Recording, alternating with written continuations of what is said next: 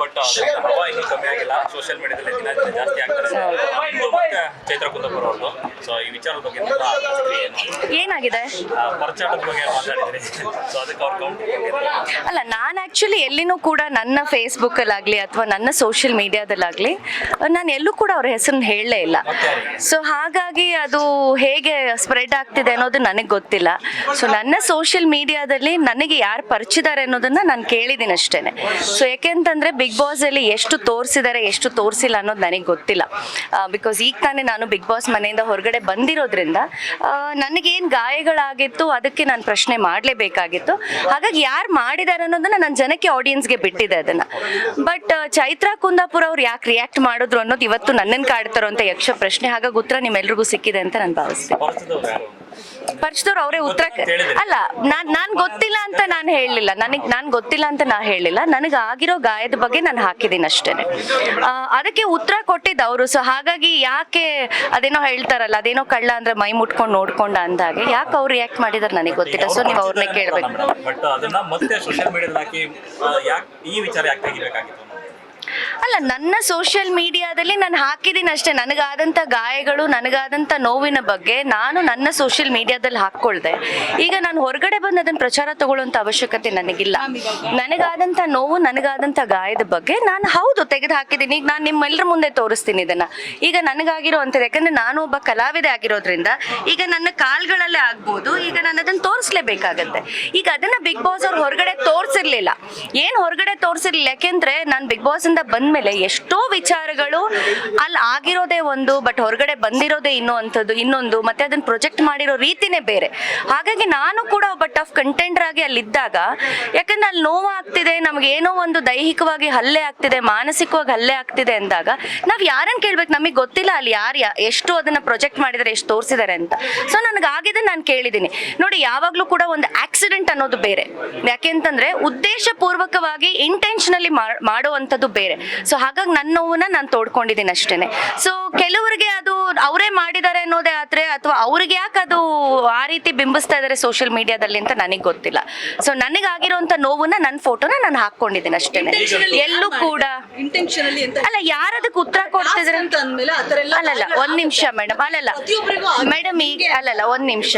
ಈಗ ನಾನು ಹೇಳುವಂಥದ್ದು ಆಕ್ಸಿಡೆಂಟಲಿ ಆಗೋದು ಬೇರೆ ಮೇಡಮ್, ಉದ್ದೇಶಪೂರ್ವಕವಾಗಿ ಮಾಡುವಂಥದ್ದು ಬೇರೆ. ಅದನ್ನ ಹಲ್ಲೆ ಅಂತ ಕರಿತಾ, ಅದನ್ನೇ ನಾ ಹೇಳೋದು, ಅದನ್ನ ಹಲ್ಲೆ ಅಂತ ಕರಿತೀವಿ. ಎಲ್ಲೂ ನಮ್ಮ ಹತ್ರ ಬಿಗ್ ಬಾಸ್ ಬರೆಸ್ಕೊಂಡಿರಲ್ಲ ಮೇಡಮ್. ನಿಮ್ಮ ಮೇಲೆ ನಾವು ಕಂಟೆಸ್ಟೆಂಟ್ಸ್ ನ ಒಳಗಡೆ ಕಳಿಸ್ತೀವಿ, ಉದ್ದೇಶಪೂರ್ವಕವಾಗಿ ನಿಮ್ಮ ಮೇಲೆ ಅಟ್ಯಾಕ್ ಮಾಡ್ತಾರೆ ಅಂತ ನಮ್ಮ ಹತ್ರ ಎಲ್ಲೂ ಬರೆಸ್ಕೊಂಡಿರೋದಿಲ್ಲ. ಸೊ ನಿಮ್ಗೆ ಟಾಸ್ಕ್ಗಳಲ್ಲಿ ಆಕ್ಸಿಡೆಂಟ್ ಆಗಿ ಏನ್ ಬೇಕಾದ್ರೂ ಆಗ್ಬೋದು, ಅದಕ್ಕೆ ನೀವು ಬರೀ ಅಲ್ಲಿ ಒಂದು ಇದ್ರಲ್ಲೆಲ್ಲ ಸೈನ್ ಮಾಡಿರ್ತೀರಾ. ಬಟ್ ಎಲ್ಲೂ ಕೂಡ ನಿಮಗೆ ಒಳಗಡೆ ಬರುವಂತ ಉದ್ದೇಶಪೂರ್ವಕವಾಗಿ ನಿಮ್ಮನ್ನ ಟಾರ್ಗೆಟ್ ಮಾಡ್ತಾರೆ ಅಂತ ಎಲ್ಲೂ ಕೊಟ್ಟಿಲ್ಲ. ಸೊ ಎಲ್ಲೂ ನಾವು ಆ ಥರ ಡಾಕ್ಯುಮೆಂಟ್ಸ್ಗೆ ಎಲ್ಲೂ ಕೂಡ ಸೈನ್ ಮಾಡಿರೋದಿಲ್ಲ. ಇಂಟೆನ್ಷನಲಿಗೂ ಆಕ್ಸಿಡೆಂಟ್ಗೂ ಬಹಳಷ್ಟು ಅಜಗಜಾಂತರ ವ್ಯತ್ಯಾಸ ಇದೆ. ಈಗ ನಾವು ರೋಡಲ್ಲಿ ಹೋಗ್ಬೇಕಾದ್ರೆ ನಾವು ಒಬ್ಬರ ಮೇಲೆ ಬೇಕು ಅಂತ ಹೇಳಿ ಅಟ್ಯಾಕ್ ಮಾಡೋದನ್ನ ಏನಂತ ಹೇಳ್ತಾರೆ ಮೇಡಮ್? ಗೊತ್ತಿಲ್ಲದೆ ಅಲ್ಲ ಮೇಡಮ್, ನಾನು ಅದನ್ನೇ ಹೇಳ್ತಾ ಇರೋದು. ಈಗ ಆಟದ ಬರದಲ್ಲಿ ನಾವು ಎಷ್ಟೋ ವಿಚಾರಗಳನ್ನ ಮಾಡ್ತೀವಿ ಮೇಡಮ್, ಆಟದಲ್ಲಿ ಗೊತ್ತಿಲ್ಲದೆ ಆಗುವಂಥದ್ದು. ಬಟ್ ಗೊತ್ತಿದ್ದು ಬೇಕು ಅಂತ ಮಾಡೋದನ್ನ ನೀವ್ ಏನಂತ ಉತ್ತರ ಕೊಡ್ತೀರಾ ಅದಕ್ಕೆ ಕೊಡಿ. ಈಗ ಅದನ್ನ ನಾನು ಹೇಳೋದಿಲ್ಲ ಮೇಡಮ್. ಯಾರದನ್ನ ಮೈ ಪರ್ಚ್ಕೋತಾರೆ ನೀವು ಅವರನ್ನೇ ಕೇಳಿ. ಅಲ್ಲಲ್ಲ ಒಂದ್ ನಿಮಿಷ, ನನಗಾಗಿರುವಂತ ಗಾಯದ ಬಗ್ಗೆ ನಾನು ಹಾಕೊಂಡಿದ್ದೀನಿ, ಕರೆಕ್ಟ್. ಬಟ್ ನಾನು ಎಲ್ಲೂ ಕೂಡ ಇಂಥವ್ರು ಮಾಡಿದಾರೆ ಅಂತವ್ರು ಮಾಡಿದಾರೆ ಅಂತ ಹೇಳಿಲ್ಲ. ಅದಕ್ಕೆ ಯಾರು ಪ್ರತಿಕ್ರಿಯೆ ಕೊಟ್ಟಿದ್ದಾರೆ ದಯವಿಟ್ಟು ಅವ್ರನ್ನ ಉತ್ತರ ಕೇಳಿ. ಅಲ್ಲ, ನಾನು ಹೇಳಲೇಬೇಕಲ್ವಾ ಮೇಡಮ್? ಯಾಕೆಂದ್ರೆ ನಾನು ಹೊರಗಡೆ ಬಂದ್ಮೇಲೆ ಅಲ್ವಾ ನಾನು ಕೆಲವು ವಿಡಿಯೋಸ್ ನ ನೋಡ್ತಾ ಇರೋಂಥದ್ದು. ನಾನು ಯಾಕೆ ಇದಕ್ಕೆ ಪ್ರತಿಕ್ರಿಯೆ ಕೊಟ್ಟಿದ್ದೀನಿ ಅಂದ್ರೆ, ನಾನ್ ಬಿಗ್ ಬಾಸ್ ಇಂದ ಹೊರಗಡೆ ಬಂದ್ಮೇಲೆ ನಾನು ಕೆಲವು ವಿಡಿಯೋಸ್ನ ನೋಡ್ತೀನಿ. ನಾನು ನೋಡಿದಾಗ ನನ್ನ ಮೇಲೆ ಸುಳ್ಳು ಆಪಾದನೆಗಳನ್ನ ಹಾಕಬೇಕಾದ್ರೆ ನಾನು ಅದಕ್ಕೆ ಉತ್ತರ ಕೊಡ್ಲೇಬೇಕು ಮೇಡಮ್. ಈಗ ನಾನ್ ಬಿಗ್ ಬಾಸ್ ಇಂದ ಹೊರಗಡೆ ಬಂದ್ಮೇಲೆ ನಾನು ಯಾರ ಮೇಲೂ ಆರೋಪ ಹೊರಿಸ್ಲಿಲ್ಲ. ನಾನು ಈ ಹಿಂದೆ ಬಂದು ನಾನು ಕೆಲವು ವಿಡಿಯೋಸ್ನ ನೋಡಿದಾಗ ಯಾಕೆ ನನ್ನ ಹೆಸರನ್ನ ಕೆಲವ್ರು ತಗೊಂಡಿದ್ದಾರೆ ಅನ್ನೋ ನನಗೆ ಆಸೆ ಆಯ್ತು. ಬಿಕಾಸ್ ಅದು ಕೂಡ ಅವ್ರು ಈಗ ನನ್ನನ್ನು ಪ್ರಶ್ನೆ ಮಾಡಿದಾಗೆ ಆಟದ ಬರದಲ್ಲಿ ಆಗಿದೆ ಅನ್ನೋದೇ ಆದ್ರೆ, ಕೆಲವು ವ್ಯಕ್ತಿಗಳು ಹೊರಗಡೆ ಬಂದು ಯಾಕೆ ನನ್ನ ಹೆಸರನ್ನ ತಗೊಳ್ತಾ ಇದ್ದಾರೆ, ಅದು ನನಗೆ ಆಸೆ ಆಯ್ತು. ಸೊ ಅದೆಲ್ಲೋ ಒಂದ್ ಕಡೆ ನನಗೆ ಮನೆ ಒಳಗಡೆನೂ ಪರ್ಸನಲ್ ಟಾರ್ಗೆಟ್ ಅಂತ ಅನ್ನಿಸ್ತು, ಮನೆ ಹೊರಗಡೆನೂ ಕೂಡ ಬಂದು ನನ್ನ ಮೇಲೆ ಅಪಪ್ರಚಾರ ಮಾಡ್ತಿದ್ದಾರೆ ಅಂತ ನನಗೆ ಅನ್ನಿಸ್ತು. ಹಾಗಾಗಿ ನನಗಾಗಿರುವಂತ ಘಾಸಿಗಳ ಬಗ್ಗೆ ನಾನು ಫೋಟೋ ಹಾಕೊಂಡಿದ್ದೀನಿ.